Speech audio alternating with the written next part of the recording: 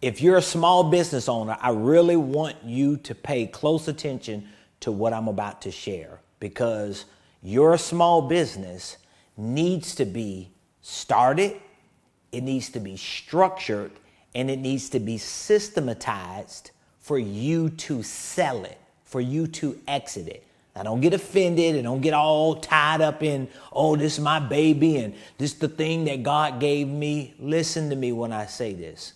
Your small business needs to be started, it needs to be structured, and it needs to be systematized in a way that you are able to sell it or successfully exit it. One of the biggest mistakes we make as small business owners, as solopreneurs, especially those of us in the Black faith community, and I can talk about the Black faith community like I always do because I'm a preacherpreneur.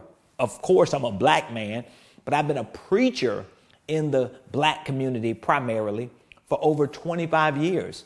And I work with solopreneurs, professionals who want to become small business owners, and people who are in ministry that move into the marketplace.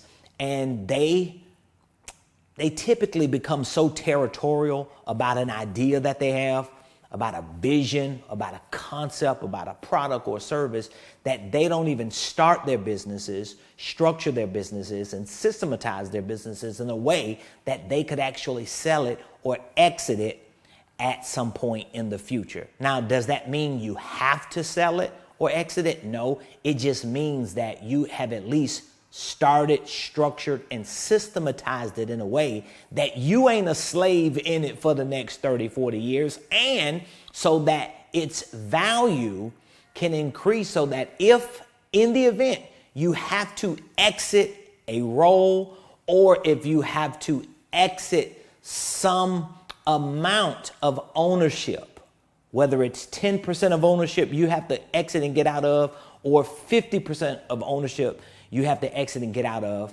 you have started and structured and systematized your business in such a way that you can actually execute it. I truly believe within the next 3 to 5 years, because our private equity firm has been positioned to do this. So I believe what I'm saying. I believe in the next 3 to 5 years, business acquisitions and business mergers will become the new thing for a lot of small business owners. Now, when it comes to business acquisitions, it's a given. There are tens of thousands of businesses that shut down and close every month. There are millions of baby boomers, people who are between 60 and 78, who are ready to retire. They're either shutting their businesses down because they can't sell them, or they're looking for people like you and I who are willing to acquire them, preserve their legacy. And while they enter into the sunset, we're moving into the sunrise to restart that business and see to it that it thrives. So the acquisitions part is a given. It's happening every day right now. The mergers are happening, but they're happening on larger levels. There are major corporations that are merging, but you and I as small business owners, we've got to put ourselves mentally in that position, but we need to put the infrastructures of our business in that position. So let's just say you have an LLC. You got a product that you sell or a service you provide, and perhaps you didn't start it, structure it, or systematize it in a way that you could sell it or exit it. What would be the first step to take? Well, the first step would be for you to mentally prepare yourself for the exit and accept the fact that, yes, it may be your baby, but your baby gonna grow up, and your baby biologically ain't gonna live with you forever. Your baby gonna get to a certain point that they're ready to move on. And so you've got to allow your baby to grow. So once you mentally accept it and position yourself for that exit, then structurally, you may, if you have an existing operating LLC, you may want to set up a holding company. Maybe there are certain things that you have within that operating business that you consider to be intellectual assets that you might not necessarily want to hold a prisoner or hostage to that operating business. So you can always set up a holding company. Your holding company can own the operating company so that when it's time for you to exit some or all of the operating business, you don't feel like you're throwing the baby out with the bathwater. That's one reason why I'm big on the holding company. So the holding company could be a great way to pivot into a different mental role and a different operational role within your organizational enterprise. Don't worry, if you don't know how to do it, all you have to do is click the links in the description. My team and I, we do this every day. We've helped hundreds and hundreds of people, probably a couple thousand people, start and structure their holding companies and their organizational enterprises. But I would say that would be the next step. After the mental, the structural, with your holding company.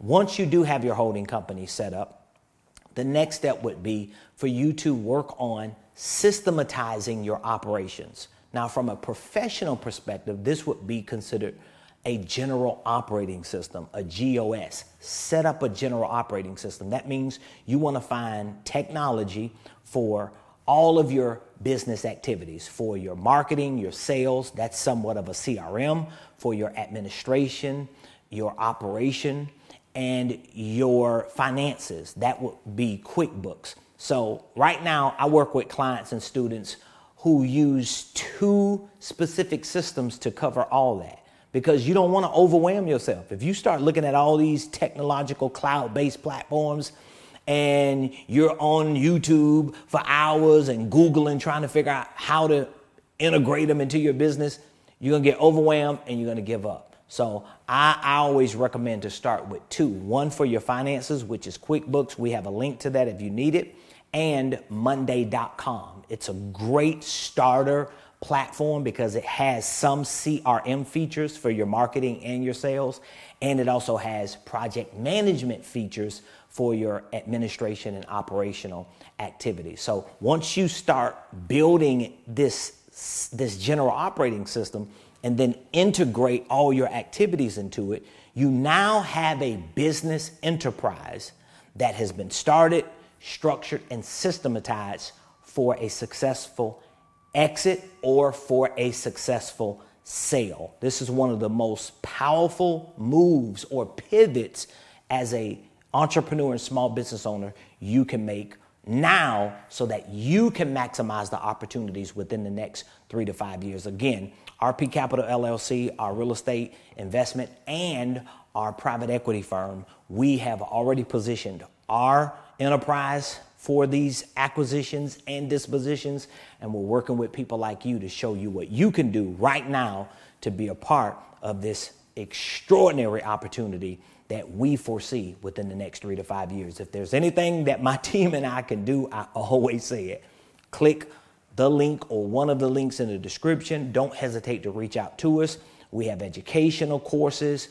We have weekly coaching calls. We have regular meetups. We provide consulting, high-level consulting from a professional perspective to show you exactly what you need to do to start, structure, and scale any business enterprise to the next level. I'll see you in the next video.